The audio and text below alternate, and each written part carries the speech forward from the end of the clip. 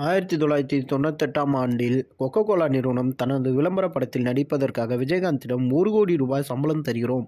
எங்களின் Coca Cola நிறுவனத்திற்காக நீங்கள் நடித்து தர வேண்டும் என்று அந்த நிறுவனத்தினர் கேட்டுக்கொண்டுள்ளார்கள். அந்த காலகட்டத்தில் 1 கோடி என்பது இன்றைய காலகட்டத்தில் கிட்டத்தட்ட இந்திய பெறுமதிப்படி 30 கோடிக்கு சமம். ஆனால் விஜயகாந்த் அந்த நிறுவனத்திடம் ஒரு கேள்வி கேட்டார். அதாவது, நான் உங்கள் கொக்கோ கோலா விளம்பரத்தில் நடித்தால் உண்மையிலேயே என் ரசிகர்கள் அனைவரும் வாங்குவார்கள். என் முகத்திற்காக பொதுமக்கள் அனைவரும் உங்கள் கொக்கோ கோலா குளிர்பானத்தை வாங்கி அருந்துவார்கள். இதனால் பாதிக்கப்பட போவது என் தமிழ் மக்கள்தான். ஏனென்றால் என் தமிழகத்தில் சிறு சிறு குளிர்பான நிறுவனங்கள் உள்ளது. நான் உங்கள் கொக்கோ கோலா நிறுவனம் கொடுக்கும் பணத்திற்காக நடித்தால் தமிழகத்தில் உள்ள சிறு குளிர்பான நிறுவனம் பாதிக்கப்படும். அதனால் எனக்கு பணம் முக்கியமில்லை. எனக்கு தமிழ்நாடும் தமிழ் மக்களும் தான் முக்கியம்.